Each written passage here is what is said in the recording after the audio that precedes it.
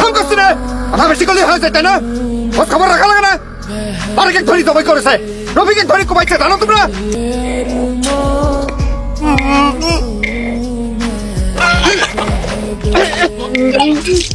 এই গ্রামের মানুষ একসময় ফরমালিন না পেয়ে মানুষের রক্ত খেতে শুরু করে। মামা তোমার দিবে তো একদম 5 বছরের বাচ্চা বলে অনেক মতো কমলা কতি আমারটা দেখো না অরিজিনাল ফরমালিন মাল খাইছে রশিদ ভাই তোমারটা দেখো না পুরাই কালা।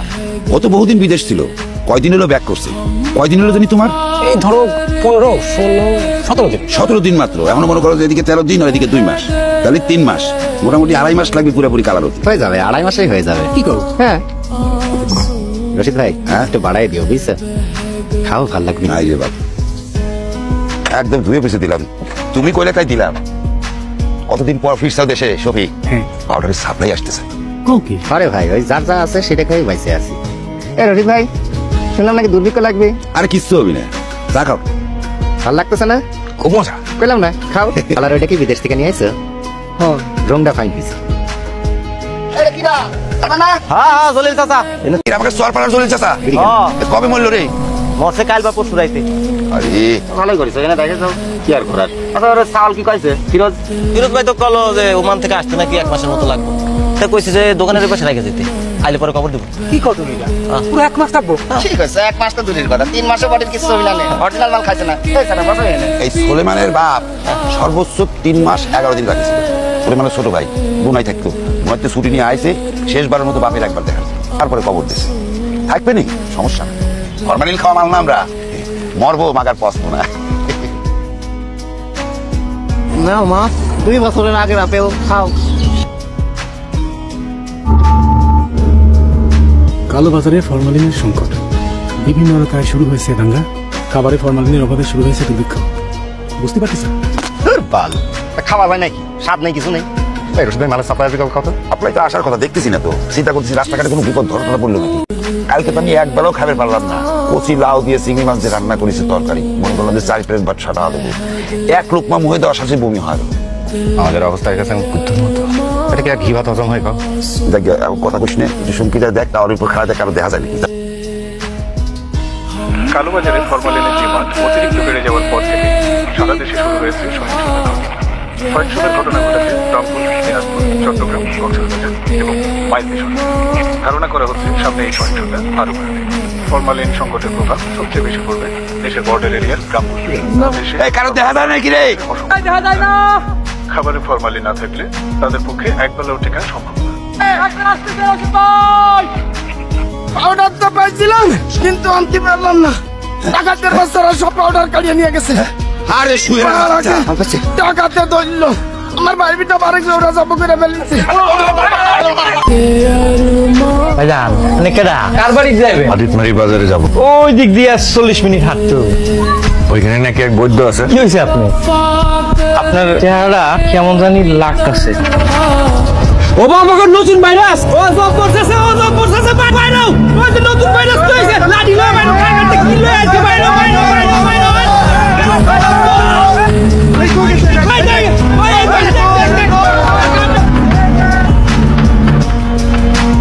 অনেক জায়গায় দেখাইছি, কোনো কাজ হয় না। কতদিন ধরে অসুখ? মাস 3 কিসের থেকে হয়েছে? খাইছিলে নাকি অন্য কারো স্পর্শ থেকে আসছে? তা জানি না। 3 মাস আগে একটা গ্রামে গেছিলাম, বর্ডার এলাকায় পাতালিয়া নামে একটা গ্রাম আছে। কয়দিন আগে সেখানে একটা ঘটনা ঘটছে। বাইরে থেকে ওই এলাকায় কোনো মানুষ যায়ও না, আসেও না। কেমন যেন অদ্ভুত গ্রাম। সবচেয়ে অদ্ভুত হলো মানুষ ফ্রেশ কিচ্ছু খাইতে পারে না। খাবারের সাথে বেশি করে ফরমালিন পাউডার না মিশালে তাদের বমি হয়ে যায়। ফরমালিন তো কম বেশি আমরা সবাই খাই, কিন্তু ওদের পাউডারের নেশা হয়ে গেছে। জানা রোদ কিন্তু অনেক কিছু নিরাময় করে। এদিক ওই আসছিলে? এক কবিরাজের খোঁজে আসছিলাম, আদিতমারির হাটে নাকি বসে। হাট তো ভাঙছে অনেক আগে, বুঝাইতে পারতেন। এদিক পলায় ছিলেন কেন? কবিরাজের কথা জিজ্ঞেস করাতে বিপদে পড়ে গেছিলাম। কবিরাজের কথা জিজ্ঞানিতে লোকজন আপনার বিপদে ফেলাইলো। ওই যে বুঝে গেল, তারপর তারা করলো। কেন তারা করছিল কেন? কি হয়েছে কি আপনি? মা কইতে চাইলে থাক, অনেক সময় অসুখ লুকানিও বুদ্ধিমানের কাম। ভাইরাস ধরছে, লোকজন দেখলে ভয় পায়। ফোন করছি না আমার বেশি করলে হয়ে যায় তাই না? খোঁজ খবর রাখা লাগে না? আরেক ধরি জবাই করেছে, রফিকে ধরি কমাইছে জানো তোমরা? কেউ জানে না। ধানের অভাবে মানুষ তো না খাতে পায় পায় মরে যাচ্ছে।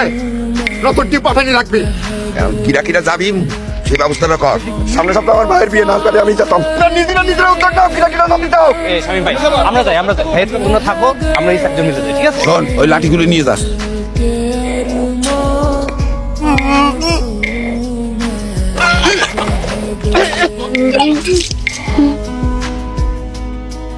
মানুষজন 5-6 দিনের মতো না খেয়া ছিল, দুর্ভিক্ষ লেগে গেল একদম, বেশ কয়েকজন মারাও গেল।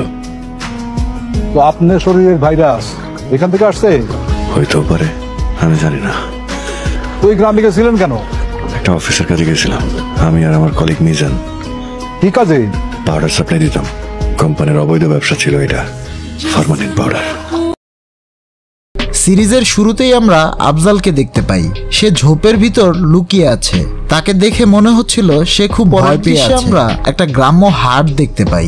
সেখানে নিরঞ্জন নামের এক কবিরাজ ব্যাগ গুছিয়ে সেই বাজার ছেড়ে চলে যাচ্ছে। তাকে ওই এলাকারই একটা ছেলে সাহায্য করে। সে তাকে তার একটা সমস্যার কথা বলে। তখন নিরঞ্জন কবিরাজ তাকে একটা গাছের ডাল দেয় আর সেটা 32 বার চিবিয়ে গিলে খেতে বলে। তখন আমরা তার মুখ থেকেই জানতে পারি সব খাবারই নাকি 32 বার চিবিয়ে খেলে হজম ভালো হয়। ওই লোক নিরঞ্জনকে তখন বলে, কাকা দেশে নাকি এক নতুন ভাইরাস আইছে, কিন্তু এ ব্যাপারে নিরঞ্জন কিছুই বলে না। এরপর ঘাট পাড়ে গিয়ে নৌকায় করে নিরঞ্জন কবিরাজ সেখান থেকে চলে যায়। আর এরপর আমরা প্রথম এপিসোডের নাম দেখি ভেজাল। প্রতিটা এপিসোডের নামই সেই এপিসোডের কাহিনীর সাথে সাদৃশ্যপূর্ণ, যেটা এপিসোড শেষ করার পর বুঝতে পারবেন। তো এরপর আমরা দেখি আফজাল নিরঞ্জন কবিরাজের নৌকা দূর থেকে দেখেই তাকে ডাক দেয় আর বলে, আমারে একটু নিয়ে যান না, সামনে কোনো গঞ্জে বা ঘাটে নামায় দিয়েন। তখন কবিরাজ নৌকা ভিড়াইয়া তারে উঠায়। আফজাল এই গরমের ভিতর চাদর দিয়ে অর্ধেক মুখ ঢেকে রাখছিল, যার কারণে নিরঞ্জন তাকে বলে, রোদ কিন্তু অনেক রোগের নিরাময় করে, আর এইদিকে কই আসছিলেন? তখন আফজাল বলে, আলিদমালির হাটে নাকি এক কবিরাজ বসে, তার খোঁজে আসছিলাম।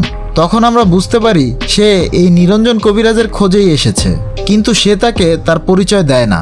তখন আমরা আফজালের কাছ থেকে জানতে পারি মানুষ নাকি তাকে মারার জন্য তাড়া করছিল, তাই সে ওই ঝোপের ভিতর লুকিয়েছিল। এরপর আমরা কিছুক্ষণ আগের দৃশ্য দেখি। আফজাল একটা হাটে গিয়ে পৌঁছায়। এক দোকানে বসে সে চা খাচ্ছে। তখন এক লোক এসে তাকে নানান প্রশ্ন করে। আফজাল বলে, আমি নিরঞ্জন কবিরাজের কাছে যাব।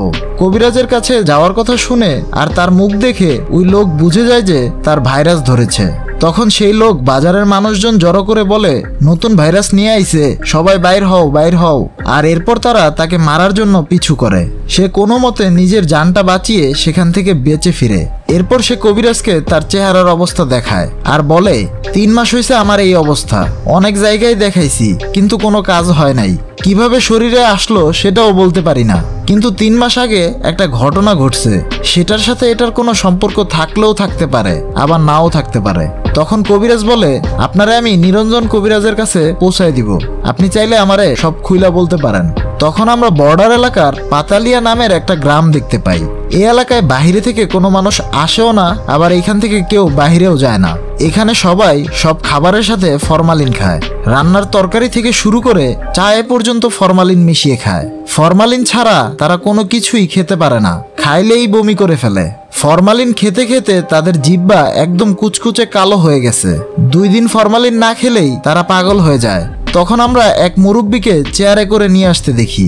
এই মুরব্বি মারা গেছে 1 দিন হলো।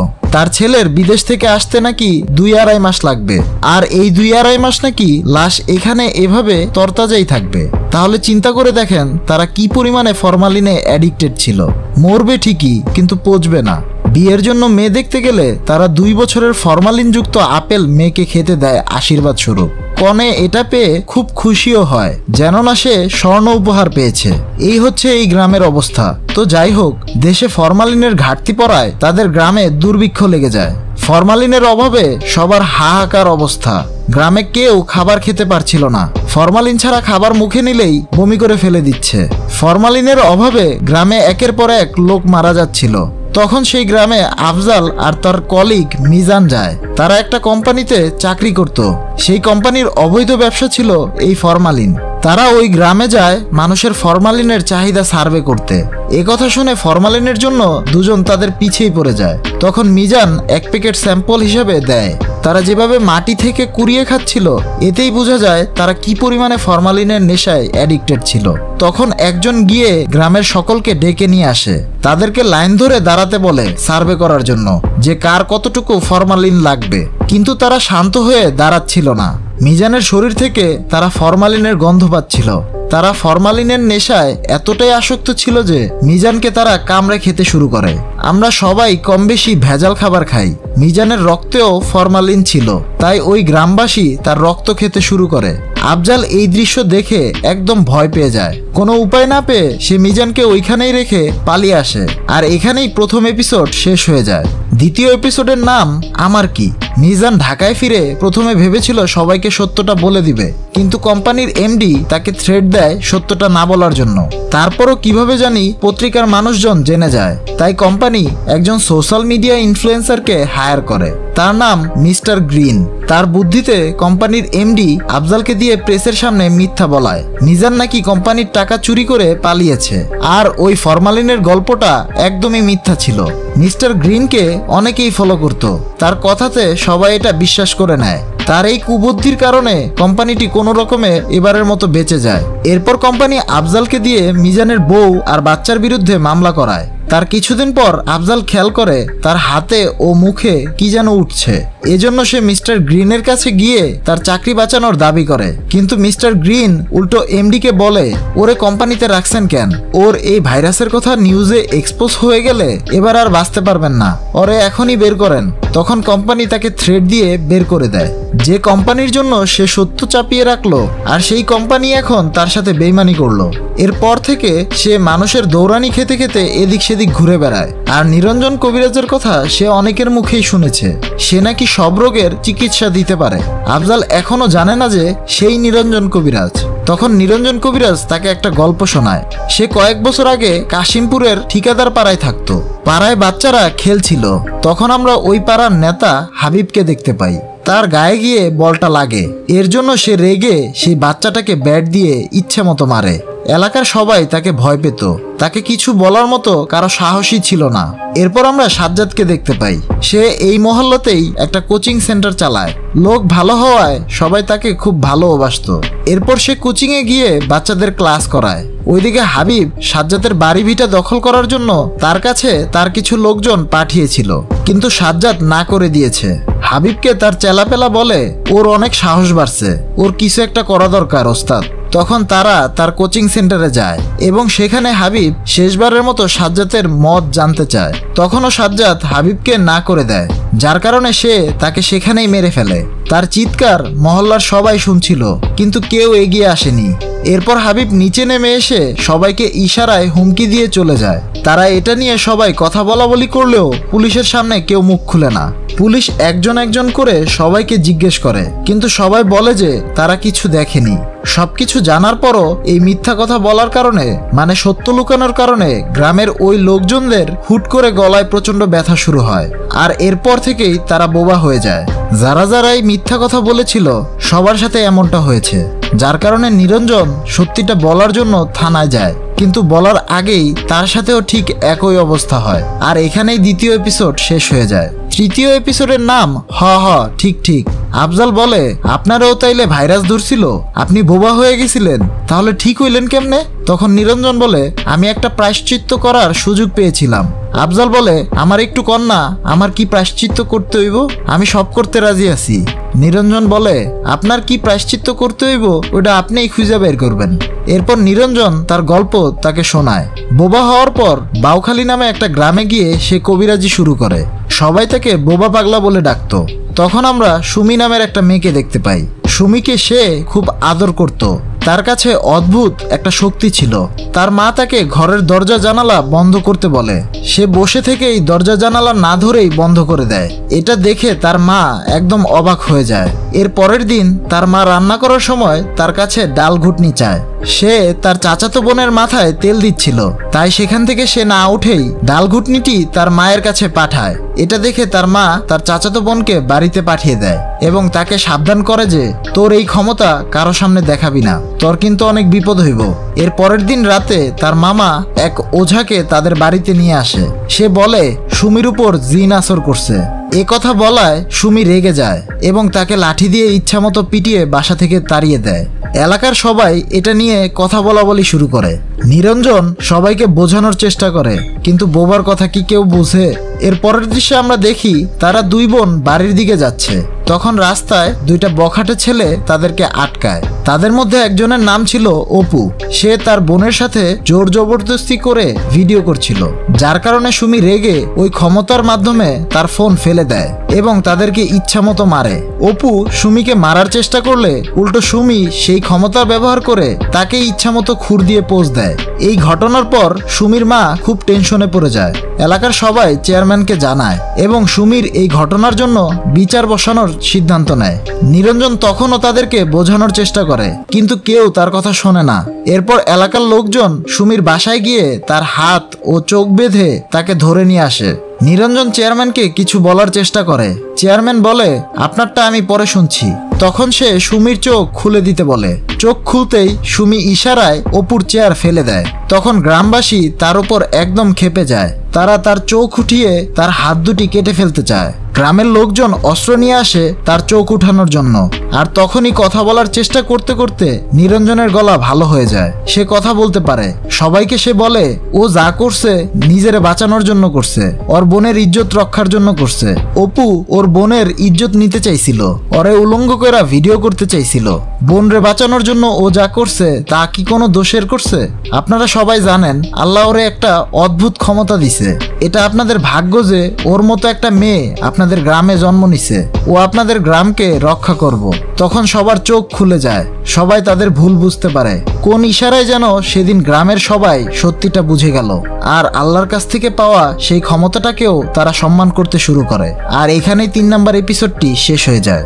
4 নম্বর এপিসোডের নাম লাইকে লাই। এপিসোডের শুরুতেই আফজাল বলে, আমি বুঝতে পেরেছি আমার কি করতে হবে। তখন নিরঞ্জন বলে, সত্য যে কোনো মূল্যেই জানা দরকার। সবকিছুরই একটা সময় আছে, জীবন সঠিক সময়ে সবকিছু বুঝিয়ে দেয়। আফজাল চলে যাওয়ার আগে নিরঞ্জন কবিরাজ তার পরিচয় তাকে দেয়। এরপর আফজাল নৌকা থেকে নেমে ঘাট পাড়ে যায়। আর তখনই সে পিছে তাকিয়ে দেখে নিরঞ্জন সহ সেই নৌকা উধাও হয়ে গেছে, মানে সেখানে আর নেই। নিরঞ্জন আসলে তাকে পথ দেখানোর জন্যই তার জীবনে এসেছিল। এরপর আফজাল একজনকে সাথে নিয়ে মিস্টার গ্রিনকে অপহরণ করে এক জায়গায় নিয়ে আটকে রাখে। সারা দেশে এই খবরটা এক নিমেষেই ছড়িয়ে পড়ে। তার আসল নাম সালাউদ্দিন সবুজ। সোশ্যাল মিডিয়ায় সে মিস্টার গ্রিন নামেই পরিচিত। তো এরপর আফজাল মিস্টার গ্রিনের পেজ থেকে লাইভে আসে। লাইভটা খবর থেকে শুরু করে প্রায় প্রতিটা মানুষই দেখছিল। লাইভে আফজাল মিস্টার গ্রিনকে ইচ্ছামতো টর্চার করে, বেশ কিছু অস্ত্র দেখিয়ে ভয় দেখায়। মিস্টার গ্রিন বলে, আমার কি দোষ ভাই, আমি কি করছি? তখন আফজাল বলে, তুই যে ভণ্ড মিথ্যুক সেটা আজকে জাতি জানবে, আজকেই তোর শেষ দিন। সে লাঠি দিয়ে তার পায়ের ভিতর ইচ্ছামতো মারে। মানুষজন এগুলো আবার লাইভে দেখছিল। ওইদিকে পুলিশও এই খবর অলরেডি পেয়ে গেছে। আফজাল এক এক করে মিস্টার গ্রিনের সব 2 নাম্বারই মিথ্যা কথা এক্সপোজ করে। মানুষের কোটেশন নিজের বলে চালিয়ে দেওয়া। প্রথমবারের মতো বালিতে গিয়ে সে পোস্ট দিয়েছিল এই নিয়ে 7 বার বালিতে। তার এইসব ভণ্ডামি জাতি লাইভে দেখছিল। এসব অবশ্য তারা খুব এনজয় করছিল। যে আঙুল দিয়ে সে এসব মিথ্যা পোস্ট দিয়েছিল সেই আঙুল আফজাল হাতুড়ি দিয়ে ছেঁচে দেয়। কেউ কেউ মনে করছিল কেউ হয়তোবা চক্রান্ত করে তার সাথে এমন করছে, আবার কেউ বা বলছে এগুলো তার প্ল্যান, সেই ইচ্ছা করে তার ফলোয়ার বাড়ানোর জন্য এমন কাজ করছে।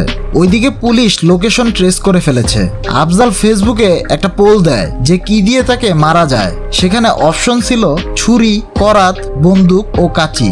এরপর আমরা দেখি মিস্টার গ্রিন ফেসবুকে পোস্ট করেছিল ঢাকার জ্যামের কারণে সে তার গাড়ি বিক্রি করে দিয়েছে, কিন্তু আসলে তার কোনোদিন গাড়ি ছিল না। দর্শকদের সে তার গাড়ির লোনের অ্যাপ্লিকেশন দেখায়। সোশ্যাল মিডিয়ায় সে বলে বেড়ায় বিবিএ এমবিএ নাকি ইউকে থেকে করেছে, কিন্তু আসলে সে ডিগ্রি পাস করছে, কোনো বিবিএ টিবিএ করে নাই, সব ভুয়া সার্টিফিকেট দিয়ে চলে। মানুষ এসব জানার পর বলছে এই ফ্রডরে আমরা ফলো করি। মিস্টার গ্রিন আফজালকে বলে, সোশ্যাল মিডিয়ার কথা কেউ কি বিশ্বাস করে ভাই? তখন আফজাল বলে, তুই যখন মেলামাইন মেশানো দুধের কোম্পানির প্রমোট করছিলি, সেই দুধ খেয়া 300-র উপরে বাচ্চা মারা গেল, তখন বিশ্বাস করে নাই? এক মুখে তোর এত ধরনের কথা, তুই তো ভালো মানুষ না রে। এরপর সে তাকে কারেন্টে শক দেয়। ওইদিকে পুলিশকেও উপর থেকে প্রচুর চাপ দিচ্ছিল। অন্যায়ের শাস্তি, মিথ্যুকের শাস্তি কতটা ভয়ঙ্কর হতে পারে এটাই মানুষকে দেখানোর জন্য আফজাল এই কাজ করছে। এরপর সে তাকে দিয়ে ড্যান্স করায়, মানুষকে একটু বিনোদন দেয়। মানুষ এইগুলো আবার লাইভে দেখে খুব মজা নিচ্ছিল। পুলিশ ওইদিকে তাদেরকে খোঁজার জন্য থানা থেকে বেরিয়ে পড়েছে। এদিকে সেই পোলে প্রচুর পরিমাণে ভোট পড়েছে করাত দিয়ে মারার জন্য। এর জন্য মিস্টার গ্রিনের সামনে সে করাত দিয়ে একটা চেয়ার কেটে ফেলে। এটা দেখে সে অজ্ঞান হয়ে যায়। আর এখানেই চতুর্থ এপিসোডটি শেষ হয়ে যায়। পঞ্চম এপিসোডের নাম ভি ভাইরাস। সারা দেশে তোলপাড় লেগে গেছে মিস্টার গ্রিনকে অপহরণ করার বিষয়টি নিয়ে। মিস্টার গ্রিন অজ্ঞান হয়ে যাওয়ায় লাইভ বন্ধ করে দেওয়া হয়েছিল। জ্ঞান ফেরার পর আফজাল আবার লাইভটি স্টার্ট করে। তখন মিস্টার গ্রিন 1 নাম্বার ধরেছে বলে বাইরে যেতে চায়। আফজাল তার সহযোগীকে দিয়ে তাকে বাইরে পাঠায়। সে লাইভে সবাইকে বলে ওর পি করা শেষ হলেই আসল খেলা শুরু হবে, যেটার জন্য আপনারা অনেকক্ষণ যাবৎ অপেক্ষা করছেন। তখন তার সহযোগী এসে তাকে বলে মিস্টার গ্রিন পালাইছে। আফজাল তাকে ধরার জন্য মোবাইল নিয়েই দৌড় দেয়। তার পালানোর দৃশ্যগুলো মানুষ খুব মজা নিয়ে দেখছিল, কিন্তু এক পর্যায়ে তাকে তারা ধরেই ফেলে। পরে ভিতরে নিয়ে গিয়ে হাত পা বেঁধে রাখে। সে পালানোর চেষ্টা করায় আফজাল তার একটা আঙুল কেটে ফেলে। মিস্টার গ্রিন বারবার তাকে জিজ্ঞেস করে আমার দোষটা কি, আমি কি করছি ভাই, আমার একটাবার কোন। তখন আফজাল বলে পাতালিয়া গ্রামের কথা মনে আছে, মিজান নামে একটা মানুষকে যে খাইয়া ফেললো। তখন মিস্টার গ্রিন আফজালকে চিনে ফেলে। আফজাল বলে এখন লাইভে তুই সব স্বীকার করবি। গ্রিন বলে আমার এখানে দোষ কোথায়, দোষ করছে তোর এমডি রে গিয়ে ধর, আমারে আটকাইছস কেন। আফজাল মিস্টার গ্রিনের মাথায় বন্দুক ধরে তাকে সত্যিটা বলতে বলে। প্রথমে তো সত্যিটা বলতে সে রাজি না হলেও পরে বাধ্য হয়ে সে স্বীকার করে। মিজান বিগ কোম্পানির টাকা নিয়ে পালিয়ে গেছে, এই নিউজটা আমি কিছুদিন আগে প্রচার করেছিলাম, কিন্তু এটা মিথ্যা ছিল। সে আসলে পালিয়ে যায়নি, পাতালিয়া গ্রামের মানুষজন তাকে খেয়ে ফেলেছিল। এই কোম্পানির অবৈধ ব্যবসা ফরমালিনের সাপ্লাই দিতে গিয়ে তাকে তারা জীবন্ত চিবিয়ে খেয়েছিল, কারণ তার রক্তের মধ্যে ফরমালিন ছিল। আর ওই এলাকার লোকেরা ফরমালিনে অ্যাডিক্টেড ছিল। মিজানের শরীরে ফ্রেশ ফরমালিন ছিল, তাই তারা তার রক্ত খেয়ে ফেলে। আর আমি এই মিথ্যা তথ্য প্রচারের জন্য এই কোম্পানির কাছ থেকে অনেকগুলো টাকা নিয়েছিলাম। তাকে দিয়ে সব সত্যি স্বীকার করানোর পর আফজাল তাকে গুলি করে মেরে ফেলে। এরপর পুলিশ আর সাংবাদিক খুঁজতে খুঁজতে ঘটনাস্থলে চলে আসে, কিন্তু এখানে এসে তারা একটা টুইস্ট পায়। মিস্টার গ্রিন আসলে মারা যায়নি, তাকে আফজাল মারেইনি। মিস্টার গ্রিন প্রেসের সামনে বলে সত্য যতই অন্ধকারে থাকুক না কেন একদিন না একদিন সেটা বেরিয়ে আসবে। এরপর সে আঙুলের ব্যান্ডেজ খুললে দেখে তার আঙুলও আসলে কাটা হয়নি। আফজালের মেইন উদ্দেশ্য ছিল মিজানের দুর্ঘটনার সত্যকে সামনে নিয়ে আসা। এর পরের দৃশ্যে আমরা দেখি আফজাল বিভিন্ন জায়গায় গিয়ে নিরঞ্জন কবিরাজকে খুঁজছে, কিন্তু কোথাও তার খোঁজ পায় না।